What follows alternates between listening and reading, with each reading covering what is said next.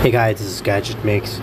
Today I'll be discussing a very weird topic, but I see this I see this topic popping every so often in my comments, and this is about which one is better, Omega watches or Rado watches.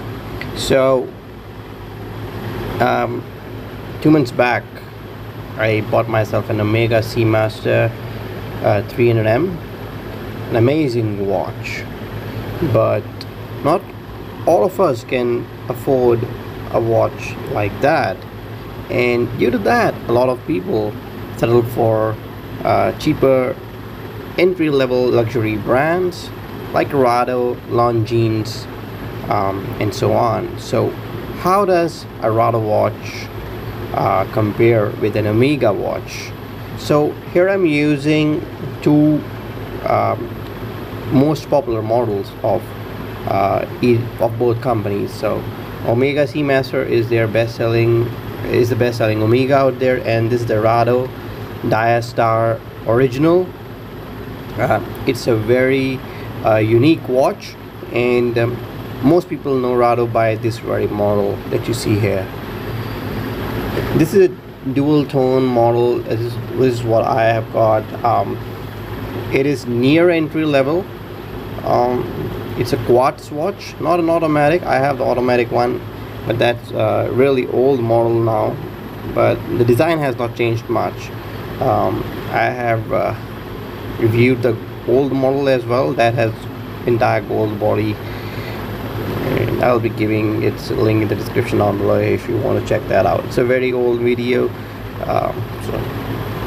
But hey, so let's talk about Omega versus Rado. So Omega has a more prestigious pedigree, and many people who are not watch enthusiasts will know Omega name as an expensive one compared to Rado.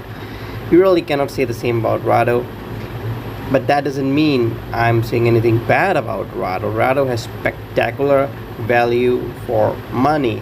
For example, the watch that you see here, this retails at $500 to $600, and many boutiques will offer you discount as well.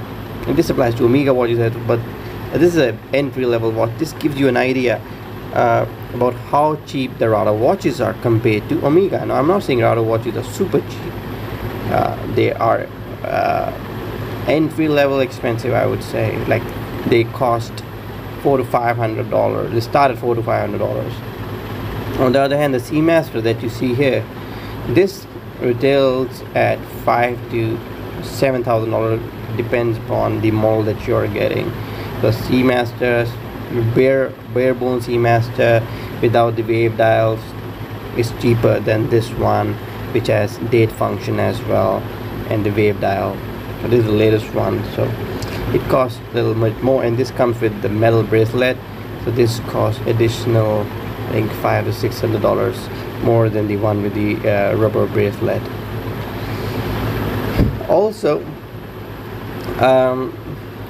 while the Omega is beginning to implement the laser and decked ceramics in their models like this one, the Rado has been using them for quite a long time. They have really perfected the way ceramics are used in their watches.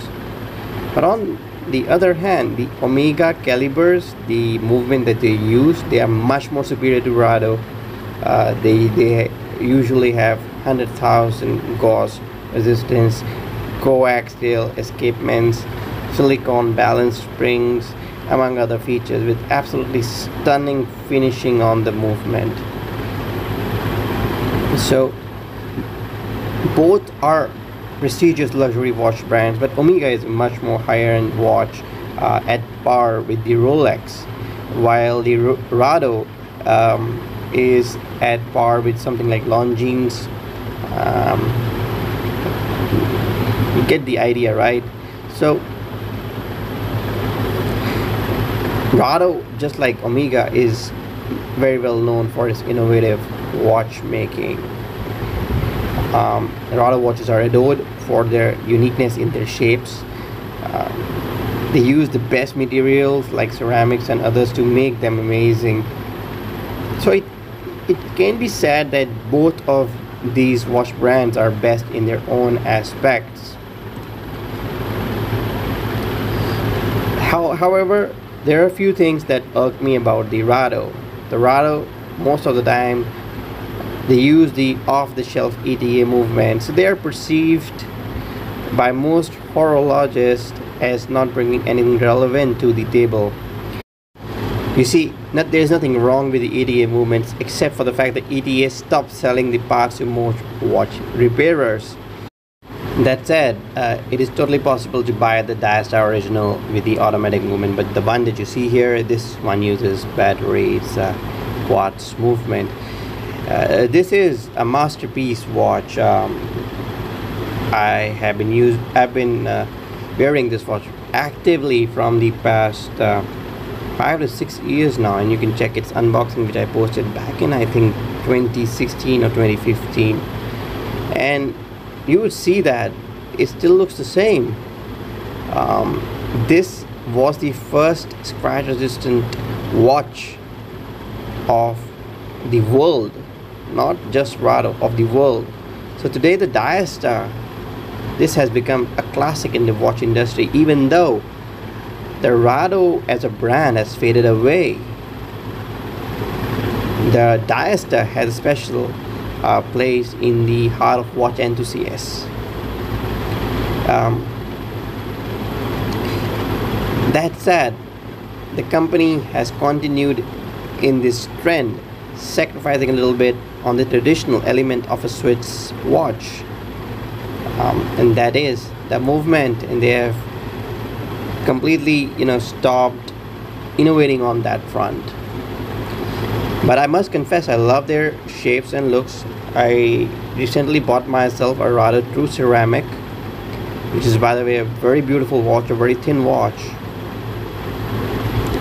But on the innovation front, they just cannot compare themselves with something like Tissot, Rolex, and Omega. Omega is number one when it comes to movements and innovation.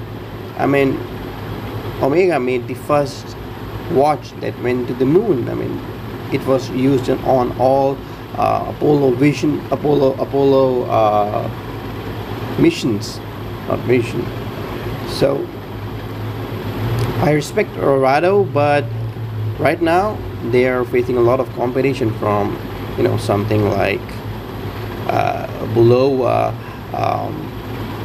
or even the entry-level brands, or the even entry-level watches from Longines, Tissot, and so on.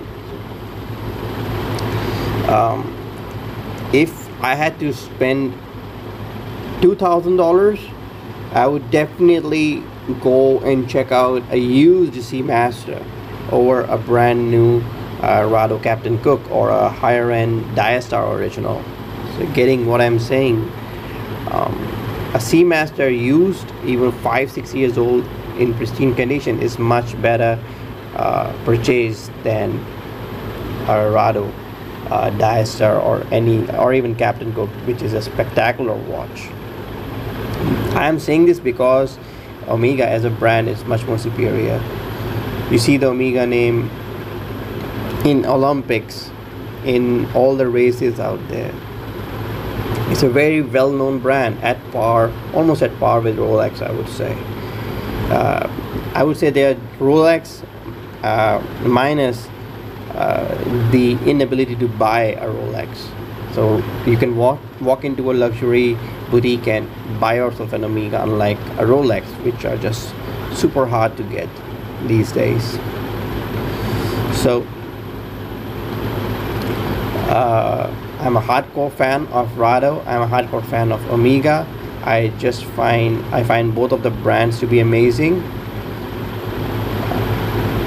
And yeah, I hope you found this video useful. Give this video a like and let me know if you have any questions or you have any complaints about the video that I just made. Please be constructive. That's all I need. And just give it a like. Sure appreciation, nothing else. And just subscribe for more watch comparisons, watch reviews, and technology reviews like these. Bye bye.